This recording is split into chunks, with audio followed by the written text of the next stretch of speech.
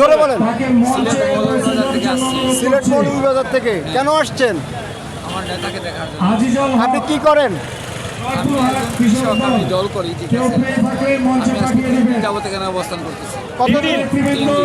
শুরু হবে আগামীকাল, তাহলে এত আগে থেকে আসার কারণ কি? আসলে দলকে ভালোবাসি, দলের জন্য অনেক মামলা হামলা খেয়েছি। 17-18 বছর 17টি মামলা খেয়েছি, অনেকবার জেল কেটেছি, এই গুলিবিদ্ধ হয়েছি।